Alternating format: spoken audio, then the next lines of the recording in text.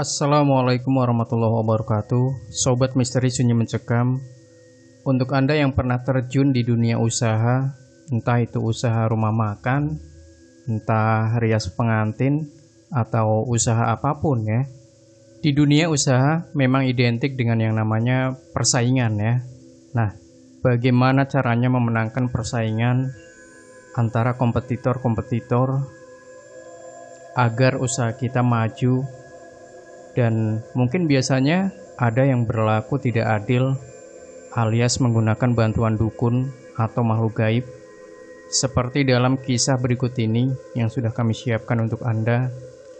Berkisah tentang seseorang yang punya usaha rias pengantin, namun belakangan usaha rias pengantinnya sepi dari pelanggan. Ternyata selidik punya selidik, usaha rias pengantinnya dikirimi barang gaib yang konon bisa membangkrutkan usaha orang lain. Nah, seperti apa cerita selengkapnya? Langsung saja kita simak sebuah cerita nyata misteri yang berjudul Usaha Nyaris Bangkrut Dapat Kiriman Gaib. Waktu itu saya mendengarkan cerita dari bude saya yang sedang berbincang dengan keluarga saudara saya tentang apa yang dialami oleh tempat usahanya. Bude punya usaha rias pengantin dan penyewaan alat-alat pengantin. Bude adalah sebutan untuk kakak perempuan dari ibu atau bapak kita kalau di Jawa. Bude merasa beberapa hari belakangan terlihat usaha miliknya sedikit sepi pelanggan. Tidak seperti biasanya yang setiap hari pasti ada yang entah itu menyewa baju atau hanya untuk merias. Melihat ada yang janggal dengan tokonya, Pak D memberikan beberapa doa-doa yang dia bisa untuk kelancaran dan kenormalan tempat usahanya. Pak D adalah orang yang sedikit agamis, dan Bude adalah orang yang tidak begitu percaya akan hal-hal yang mistis. Ia selalu berpikir bahwa itu adalah yang lumrah dalam usaha. Hari demi hari setelah Pak D memberikan doa-doanya, tidak ada yang berubah dari toko tersebut. Toko ini tetap sepi pengunjung. Mendengar cerita itu, saya menjadi ingat dengan pembina pramuka saya yang pintar akan hal-hal seperti itu. Sebut saja Roy.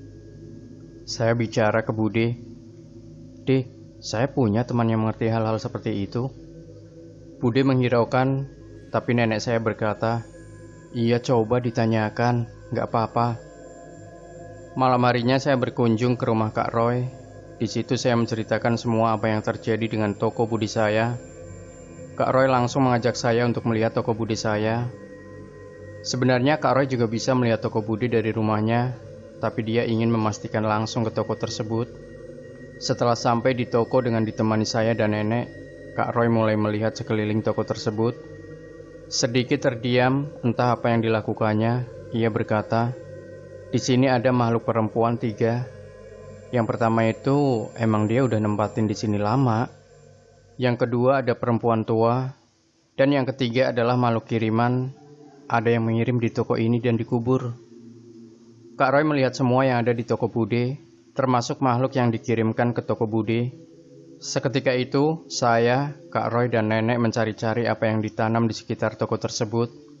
Tidak ada yang ditemukan. Kak Roy berkata, "Di sini tempatnya mengubur."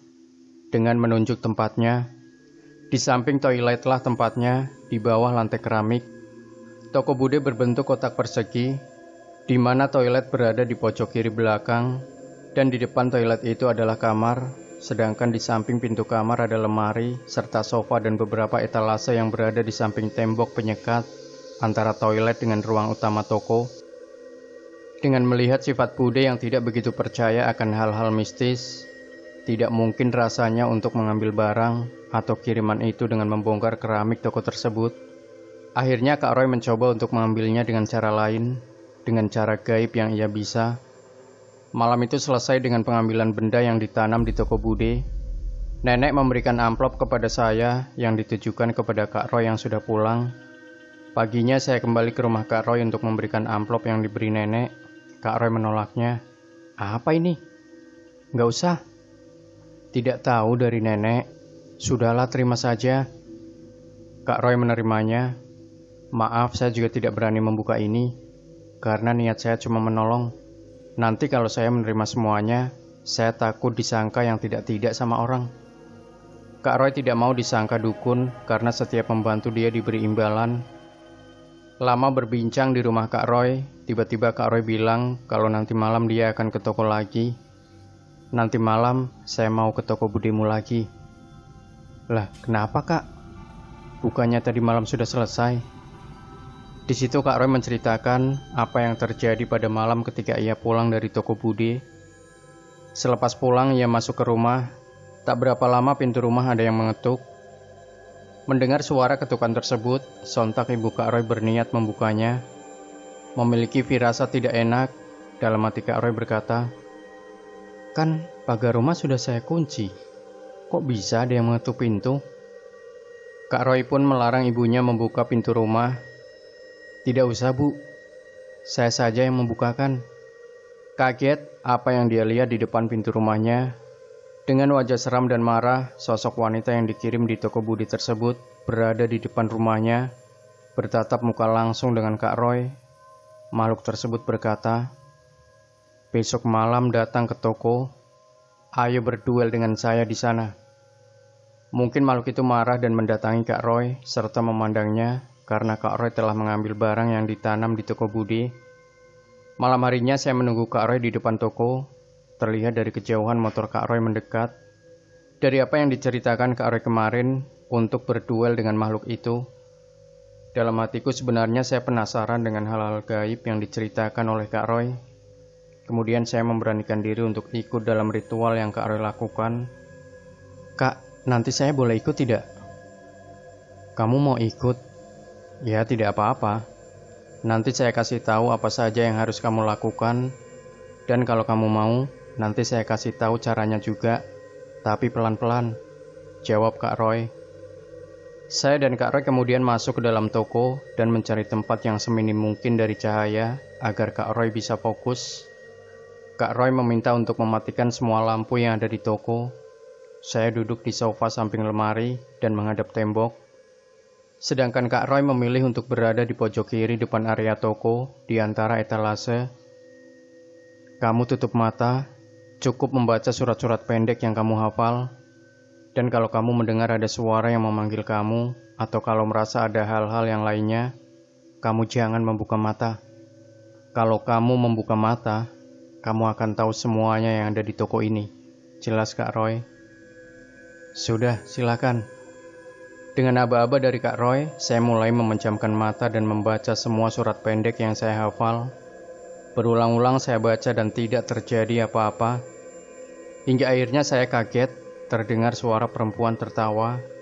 Suara itu terdengar seperti melewati belakang saya dan kemudian menjauh. Saya berpikir positif, itu hanyalah suara orang yang membeli bensin di sebelah toko bude. Hingga saya melanjutkan membaca surat-surat pendek. Tak berselang lama hal lain terjadi. Telinga saya ada yang meniup bergantian, kiri dan kanan sebanyak 3 kali. Kembali mencoba berpikir positif, hanyalah angin yang lewat. Tapi saya teringat bahwa semua pintu di toko tersebut telah ditutup. Dan terdapat satu kipas angin dinding, dan itu pun terletak tepat di atas sofa, yang artinya jika kipas itu menyala pun, angin akan terasa di kepala saya, bukan di telinga. Kembali diduduku dengan membaca surat-surat pendek, lagi terdengar suara. Kali ini bukan suara perempuan tertawa, tapi suara tutup botol kaca terjatuh di lantai. Suara itu terdengar dari arah belakangku, di mana tempat Kak Roy duduk. Dan tak berselang lama, saya merasakan ada gesekan jari. Gesekan itu terasa tipis di punggung. Mungkin itu gesekan dari Kak Roy yang sedang berinteraksi dengan makhluk tersebut. Sudah, selesai," kata Kak Roy. Menandakan semuanya selesai dan saya membuka mata. Saya menyalakan lampu dan terdiam, mengingat apa yang terjadi olehku. Untuk pertama kalinya saya merasakan energi setidak nyaman itu di sekitarku. Terlihat juga Kak Roy menghela napas cepat dan sedikit lemas karena energinya terkuras. Kami berdua duduk di sofa dan minum air, lalu saya bertanya pada Kak Roy, "Kak, tadi kakak menjaga saya kan?" "Tidak. Dari tadi saya duduk di pojok sana. Ia itu adalah makhluk halus yang ingin mengganggu kamu," jelas Kak Roy. Saya menuju tempat Kak Roy duduk dan mencari di mana tutup botol tadi yang terjatuh. Tadi ada suara tutup botol jatuh di mana ya? Tidak, itu tadi percikan saya sama makhluk tadi. Ada crash sedikit lah. Sudah, kiriman tadi sudah saya kembalikan ke yang mengirim, kata Kak Roy. Untung kamu tidak membuka mata. Kalau kamu membuka mata, kamu akan tahu semua makhluk apa saja yang ada di toko itu dan di sekitarnya. Kalau kamu belum siap melihat yang seperti itu, resikonya besar. Kamu bisa depresi dan gangguan jiwa. Ya udah Kak, aku tidak usah Kakak ajari saja, balasku. Malam itu selesai dengan perasaanku yang masih terbayang. Apa jadinya jika saya membuka mata? Saya takut malam itu. Semua bayang-bayang anehku bercampur di pikiranku. Malam itu setelah mengantar Kak Roy ke depan toko, lalu Kak Roy pulang, melangkahkan kaki menuju rumahku yang berada di belakang samping toko Bude. Saya merasakan pundak saya begitu berat di malam itu. Bergegas menghubungi Kak Roy perihal yang aku rasakan. Kak Roy berkata, "Tidak apa-apa, besok ikut saya. Saya juga mau main ke rumah paman saya." Keesokannya, di depan sekolahku saya bertemu Kak Roy, dan dia melakukan sesuatu pada pundakku. Entah apa yang ia lakukan, pundakku terasa sedikit ringan setelahnya. "Sudah, itu tadi malam ada yang lewat, yaitu monyet. Dia suka sama kamu. Sekarang kamu ditandai," kata Kak Roy. "Ditandai gimana, Kak?" tanyaku. "Ya, karena kamu tadi malam ikut saya. Jadi badanmu itu diibaratkan sudah bolong. Jadi bisa dimasuki makhluk seperti itu. Tenang, bisa ditutup, tapi ya pelan-pelan, tidak bisa langsung tertutup," jelas Kak Roy. Hari demi hari setelah kejadian 2 malam tersebut, toko Bude kembali normal seperti biasa. Ada pelanggan yang berkunjung ke toko Bude. Sampai sekarang, entah siapa yang menanam sesuatu di toko Bude saya. Dan setelah kejadian tersebut, saya merasa diri saya lebih sensitif terhadap hal yang tidak kasat mata, seperti suara-suara dan bayangan yang mungkin hanya halusinasi saya saja. Demikian Sobat Misteri Sunyi Mencekam. Jangan lupa berikan komentar Anda, like, share video ini, subscribe channel Sunyi Mencekam, dan kembali nantikan cerita-cerita misteri terbaru dari kami. Wassalamualaikum warahmatullahi wabarakatuh.